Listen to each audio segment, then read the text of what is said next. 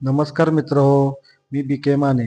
आज तुमच्यामध्ये तुमच्या ध्येयप्राप्तीसाठी सकारात्मक ऊर्जा निर्माण व्हावी यासाठी माझा एक छोटासा प्रयत्न घेऊन आलो आहे. शिवखेरा लिखित यश तुमच्या हातात पुस्तकातील उदाहरण नंबर 6.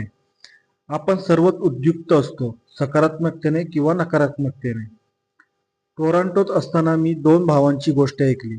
एका भावाला अंमली पदार्थाचे व्यसन होते. तो दारुडा होता आणि कित्येकदा तो कुटुंबियांना मारहाणी करत होता. दुसरा भाऊ यशस्वी उद्योजक होता. त्याला समाजात मान होता आणि त्यांचं कुटुंब आनंदी होतं. एकाच आईवडिलांची 2 मुलं, एकाच वातावरणात वाढलेली, पण इतकी वेगळी कशी, याचा काही लोकांना प्रश्न पडला. त्यांनी पहिल्या भावाला प्रश्न विचारला, तू असा का वागतोस?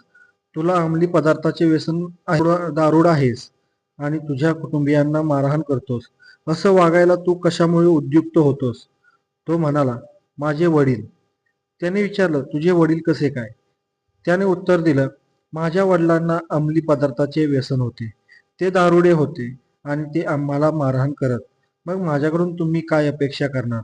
म्हणून मी हा असा आहे. मग लोक चांगलं वागणाऱ्या त्या दुसऱ्या भावाकडे गेले आणि त्यांना तोच प्रश्न विचारला, तुझं मात्र इथे व्यवस्थित कसं? यासाठी तुला प्रेरणा कुठून मिळाली? आणि कल्पना करा त्याने काय उत्तर दिलं असेल. माझे वडील ते दारू पिऊन आम्हाला मारहाण करत.